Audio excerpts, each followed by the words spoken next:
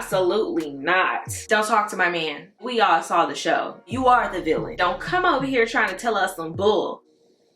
Miriam did what Aaliyah could not. I got the receipts right here, baby. I can show you everything. You want to, because I can show you.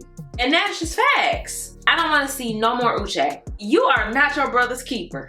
Girl, run. His sister is like, because it's fake.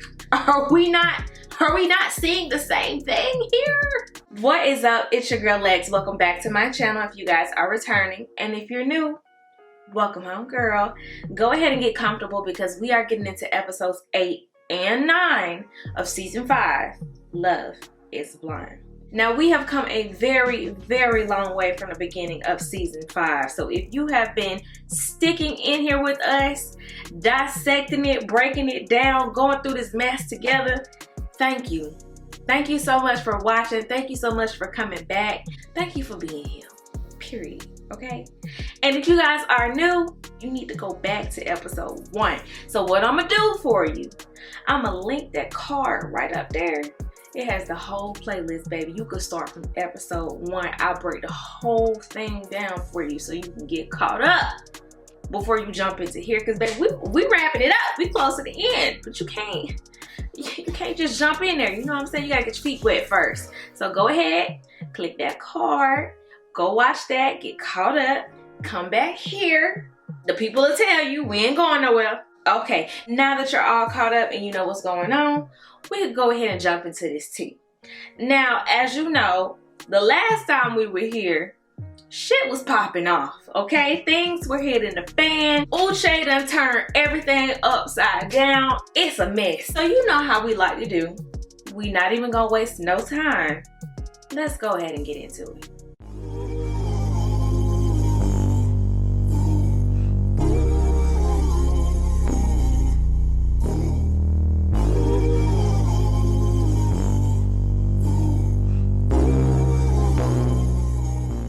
Okay, so boom. We're gonna go ahead and jump into episode 8, okay? The episode starts off with Uche talking to Milton. Now, you know, if Uche is talking to Milton, it's a mess. It's some tea. He's like, listen, Lydia did not have pure intentions by coming into the experiment. She knew I was gonna be here. She's been stalking me. She's been stalking my friends. She's been looking at their stories. She's been popping up at my house. She is obsessed with me. She's not over me. She came here with the intentions of trying to get back with me. I wanted to be with Aaliyah, but she did everything she possibly could to get into Aaliyah's head. So in the middle of Uche trying to paint this picture, put this narrative out, as always, Milton is sitting there, you know, he's listening. But honey, Lydia walks up and she is like, cut this short. She is not playing. She's like, wrap this up. Y'all don't have nothing to be talking about. And you know what? I don't blame her. Uche does not have good intentions in this conversation. Obviously, he's trying to plant little seeds and get into Milton's head about Lydia. He's like, listen, I gotta get my get back, okay? She sabotaged my situation. So if I get the opportunity to sabotage hers, oh, I am. And Lydia clocked that real quick. She was like, no, Milton, come on, we out of here. And what's so funny is literally while like Lydia is grabbing Milton and on her way up out of there, Uche is like, I can't have 5 minutes to talk to my friend. Don't let her control you. First of all, I'm trying to figure out, when did y'all become friends? Let us know. So that's your friend now. Uche wanted extra time to talk to her then to say what? Nothing productive, but to continue running his mouth. And now you have Lydia and she's like, listen, I don't care what y'all talking about. We gotta go. Don't talk to my man. Period. And then we see Uche in his little confessional basically telling us that if Milton decides to say yes at the altar, that'll be the worst decision he ever makes. Which is, again, funny because one second you got Uche that has so much concern for Lydia and hoping that she does not get hurt or hoping that she doesn't hate him. And then the other second you got the Uche that's like, this girl is a stalker, she's sneaky, she's a liar, she's manipulative. You know what I'm saying? Like, we don't know which Uche we gonna get. So after Lydia takes Milton away from talking to Uche, Uche then goes to the group. He's not done, honey. He's on a roll. He gotta tell everybody his side of the story, honey. He's like, no, I gotta put this out there, because if I don't, y'all are gonna try to make me the villain, even though, baby, we all saw the show. You are the villain. I don't know if he thought that he was saving face by trying to like put Lydia down, but the girls got him together real quick, honey, because when he came to the group and was trying to tell the girls, Lydia knew I was gonna be here. She's been stalking me. She's been popping up in my house. The girls are quickly like, absolutely not. That's not what we heard. Don't come over here trying to tell us some bull. And my thing is, you know that's what he was getting ready to do. He was coming over there to tell y'all some bull. So as Uche is telling the girls all this stuff about Lydia, you got Stacy, Miriam, and Lord, I cannot remember the other young lady's name, but you got 3 ladies that are really like standing 10 toes down on Uche. You not gonna come over here and try to talk about my girl. You not gonna come over here and start telling these lies. And Uche seems very open to hear from Stacy, but the minute that Miriam opens her mouth, it's, oh, you need to be quiet. Oh, you need to sit down. Oh, you need to stay out of this. Why are you so courteous and willing to hear Stacy out? But then when the black girl has something to say, she's met with all of this energy, all of this combative energy. Meanwhile, you got Stacy that's standing up trying to talk to you like this, but you want to hear her, right? But you don't want to hear Miriam, who is sitting down in her seat, trying to tell you actually the same thing that Stacy is trying to tell you. If you picking up what I'm putting down, we see each other, okay? So Uche at this point is going back and forth with Miriam, and this man decides to try to come for her neck. Oh, do you have a business or do you not have a business? Do you have a man or do you not have a man? Y'all, I don't know who's worse, Izzy or Uche, when it comes to being sassy. Uche might have took the win for this one. I thought Izzy was sassy. This was sassy. Child.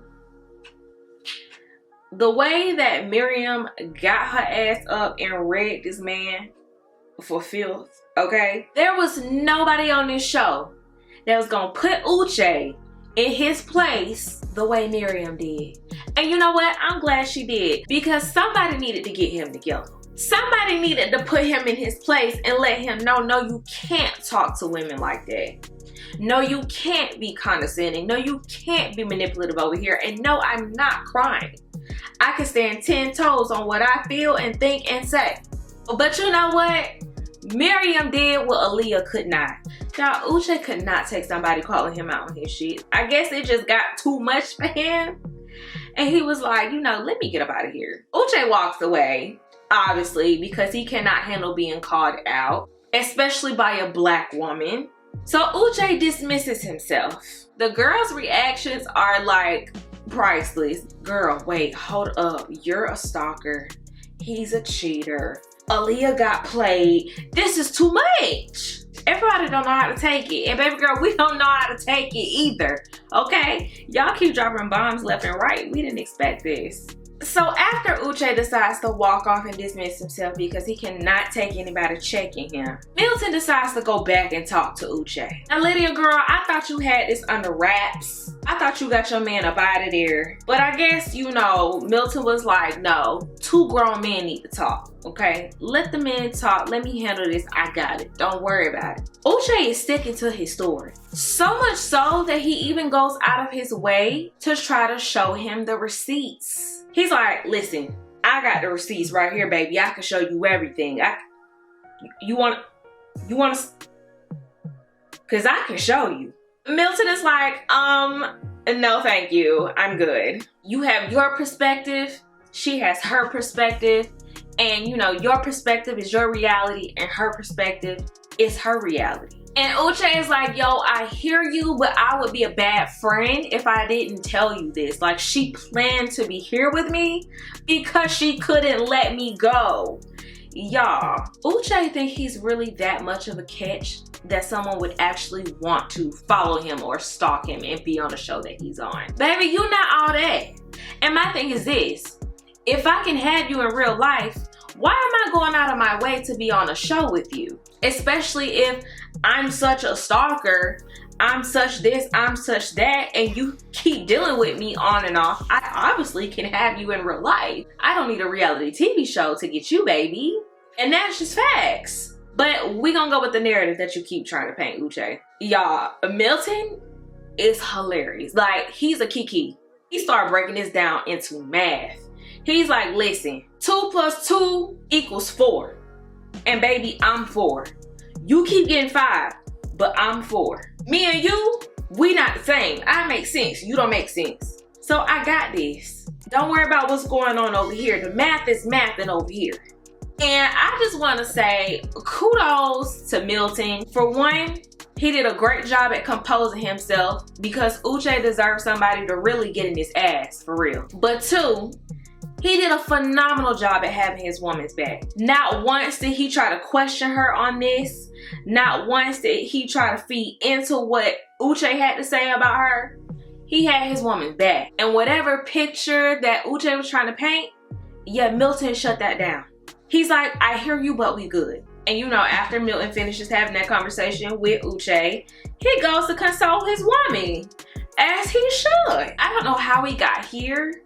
In the very beginning of the season, Milton was giving baby emotionally unstable. You would not have made me think that this would be the person that Milton is. I give him his credit.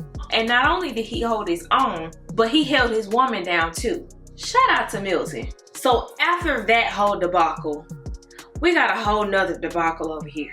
Chris, Izzy, Stacy, and Johnny, they have their whole little fiasco going on too. So Chris and Izzy are sitting down talking. Chris is basically addressing Izzy on the conversation that Izzy had with Johnny in the prior episode. If you know, you know. And he was basically just telling him like, listen, I don't appreciate you trying to tell her that I thought she was a sketchy person because I actually don't think that. I think she's wonderful. If I didn't know what I know, I would say that it was admirable of Chris to stand by Johnny. But Chris, sweetie, you just stupid. Okay. But I get your point. I get your point. Stand by your woman, honey. Stand by your woman. Izzy basically just says, hey, that's not what I said. Which is a lie. He definitely said that shit. But he's like, you know, that's not what I said.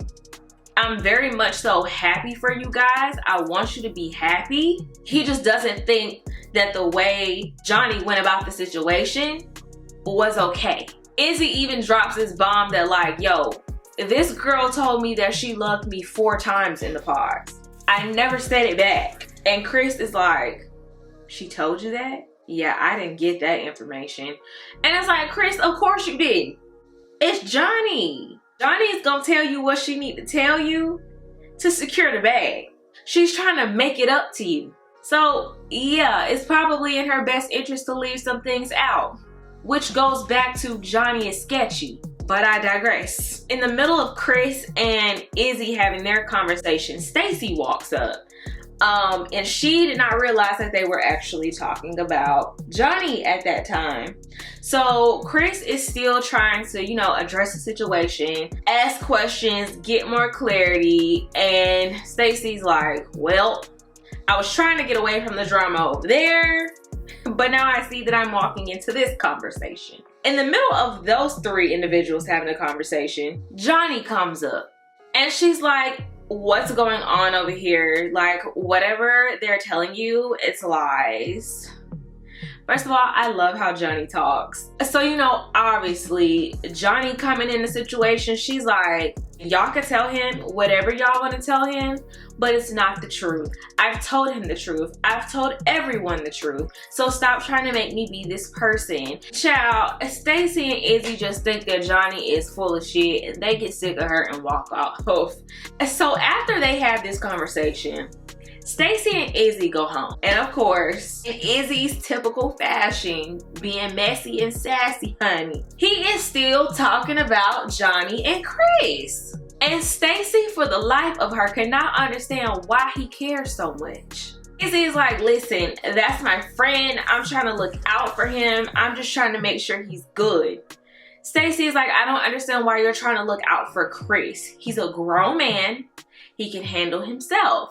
And I'm glad somebody said it. You are not your brother's keeper. People be on the show trying to act closer than what they are. Y'all are not that close. And even Stacy made a great point. Like, listen, you told him what he needed to know. He saw what he needed to see. And he still then decided to go and be with this girl. Let him do his thing. At this point, if it doesn't work out, he'll figure it out because he's a grown man. Izzy tells Stacy that it turned him on to see Stacy going off on Johnny like that. And he just really appreciates her so much and he loves her so much and he's glad that he chose her. I've never heard a man say he got turned on to see his woman argue and put down another woman. I don't get it. If that's not the most odd thing for a grown man to say, I don't know what is. It's long overdue for Izzy to be checked. Stacy is like, I need you to appreciate me for me and not because of something chaotic. Like, I need you to be this passionate about me when it's not any drama going on, like day to day. I need you to come in and show me that you love and care about me and that you chose me because of me, not in comparison to your ex. I want to see less words and more actions, because basically what she tells us is that this man sold her a dream, okay, of what he would be like outside of the pods. And she's like, sweetie, it's been nothing like that. You talked about getting off work, coming home, cooking for me, writing me letters, like y'all, I laugh every time I hear that, because now that you're in the situation and you see what he's really coming with versus what he sold himself as in the pods, girl, run. Cause child, he really sold you a dream. Izzy can't get over on Stacy, honey, because she gonna get him together like clockwork, okay? He's like, I don't feel like anything I ever do is good enough for you. And he walks off and starts crying. There's nothing wrong with him being emotional, but it seems like the only time he gets this emotional is when he's being addressed with something.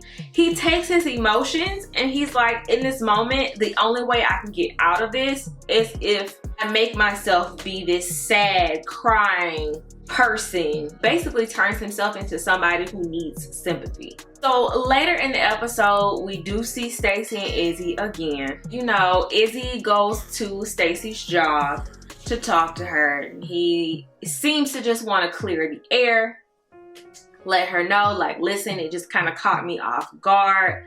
I was not expecting the conversation to go that way.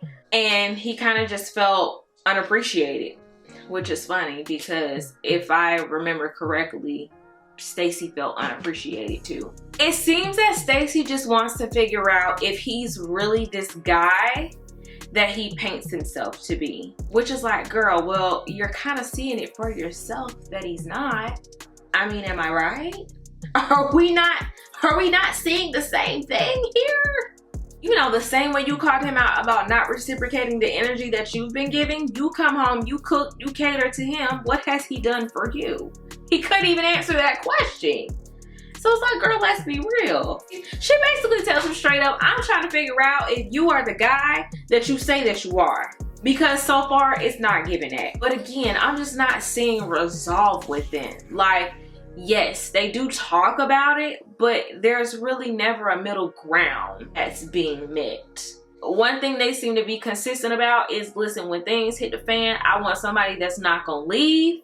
And yeah, you have that, but you can have somebody that sticks around just to be sticking around. Like, y'all still need to come to a middle ground on something. Or you're just gonna keep having the same issues, which we see them keep having the same issues. Later, I want to say that we see Stacy meet Izzy's mom. Not really too much to say on this. Izzy's mom seemed like she was very skeptical, but after hearing Izzy talk about Stacy and Stacy talk about Izzy. She seems to be a little more at peace about their decision to move forward in the process, so she gives her approval. Okay, so Milton and Lydia. Milton finally takes Lydia to meet his family. And when I tell you, this was one interesting family visit. Like, before they could even get there, we hear Milton saying that he hates bringing people to meet his family, even friends. So I'm like, what is this thing that Milton has with his family? But then when we start seeing them, I was like, oh, this makes sense. Immediately we see the family interact with Lydia, and Milton's mom, she is giving off the I don't play type of energy. She's about her business. It's giving, I will know everything about you before you even step foot into this household. I wouldn't say she's giving cold, but I also wouldn't say she's the most warm and welcoming mother either. But I will say this, his mom seems to be asking all the right questions. She is like, listen, you're 30, he's in his 20s. I'm trying to figure out what it is that a 30-something-year-old woman wants to do with a 20-year-old man, especially marriage-wise. And not only that, but they're all trying to figure out, like, Milton, when did you even get the desire to want to be married? Like, you've never expressed this to anybody, and all of a sudden, you up and you want to be married. So they're like, why is it that you want to marry Lydia? He didn't even answer the question. He couldn't answer the question. It felt like too much emotional pressure for him, so he was like, I don't want to talk about this. Can we not do this right now? His sister is like, because it's fake.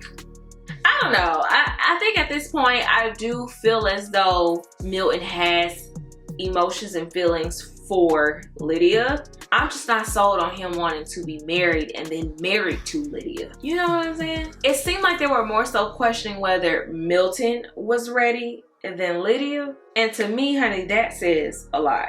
Okay, so I'm throwing episode 9 in here because episode 9 was so boring. So I'm not gonna bore y'all with a whole video on episode 9, honey. Let's just go ahead and get into it.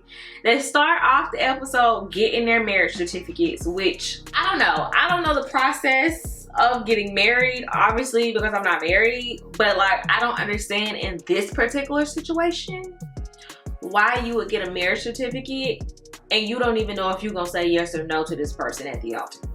We also see the girls go and get their dresses, the guys go and get their suits.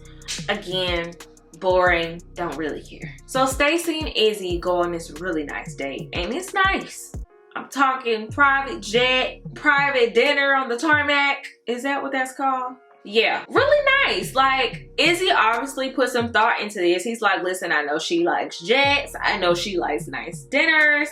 Let me try to take some initiative, do something really nice for her. It was really nice. It was sweet. Like, Stacy seemed to be very appreciative of him putting in this effort. However, I just feel like this is just not natural for him. Like, yes, it's okay to do things that your partner likes, but at what point does it become you putting on, you know, and doing things out of your character? Because like, yeah, you can take her on a nice jet, you can give her nice dates, you can do everything that she's asking for, but Izzy, how long can you sustain being somebody that you're not? And I don't know if Stacy is necessarily taking that into consideration. Like, yes, he can please you, he can do whatever you ask him to do, but how long is he going to sustain that without you having to ask him to do those things? You know, like, if that's not something he naturally wants to do for you, I don't think you should be pushing him to do things he doesn't actually want to do for you. I don't know, that's just me. I prefer the love to be organic. Okay, so fast forward, we see Stacy and Izzy again, and there's obviously something wrong here. There's like this awkward silence and tension. Something obviously happened because they're packing, but they're not saying anything to each other. This awkward silence between them is due to them having a conversation about finances. Again, Izzy withheld information from Stacy regarding whether he has credit cards or not. That's when it was revealed that Izzy has bad credit. It's like, damn, Johnny girl was right. So now Stacy is like obviously not happy with him because there has been multiple instances where Izzy has had the opportunity to tell her about his financial hardships. And instead of him being forthcoming, he says that he never felt like the time was right to tell her. So now he finally decides to tell her. Now, obviously, they didn't tell us verbatim, you know, what exactly his financial issues were, but they obviously were hinting at the fact that he does have bad credit and that he potentially has some debt. But the whole point of this scene is that Izzy's lack of honesty and transparency with his future wife is definitely alarming, and it gives red flags, and Stacey should be worried. So now Stacey is kind of feeling like, well, I don't know if I can trust you, because I've asked you this, I've talked about finances with you multiple times, and you have never told me that this is an issue for you. And she's also like, you know, now you're kind of only telling me because you were forced into telling me. So at what point were you going to tell me this? And the thing is also too, if they got married, she was going to find out. There's no way she wasn't going to find that out. My thing with those types of conversations, and especially in their situation, there is no perfect time. You only have so much time. And so they're going to continue to fight and stay in this with no resolve. This is going to continue being an ongoing pattern of y'all have a disagreement or have an argument, no resolve happens, but you know what? I committed, so I'm gonna fight for this. Okay, we'll fight. Let's actually see the fight. Let's actually see y'all working together and coming to a solution. We never get to see that. We just see two people who are like, oh, well, I know that you want somebody that's not gonna leave you. So guess what? I ain't gonna be shit, but guess what? I ain't going nowhere. What? I don't know where this is going with them. At this point, I don't know whether they're going to say yes or no at the altar. They're a hot mess. And to be honest, I don't even want them to say yes at the altar. So Milton and Lydia, we see Milton meet up with his sister again, and they're just kind of breaking down the whole situation when Lydia met his family. And he tells us that the situation actually went better than what he thought it was going to be. Again, kind of telling of what he thinks of his family. It's the fact that we never really hear him say anything positive about his family. That's very interesting. There's something there, I don't know what it is. Because the fact that he even expected it to go worse than what it did, it says a lot. It says a lot about what he thinks and feels of his own family. Again, his sister's just not convinced that he's ready. She's like, listen, you're my brother. I know when you're happy. I know when you feel 100% about what you're doing, and I'm just not sure of that yet. And Milton is like, listen, you know I don't go into anything without thinking the whole thing through. But ultimately, when the day comes, I'm just gonna go with my gut. Milton seems to be a pretty analytical guy, so part of me is like, okay, he is gonna think this through and he's gonna come to a decision and be 100% about it. But the other part of me is like, if you're just gonna go with your gut day of, I don't really know how that's gonna work out either. I just don't know how smart that is. I don't know. But yeah, you know, his sister is like, listen, I hear you. Still not convinced, but you know, we're family, we love you, we're gonna be there to support you regardless.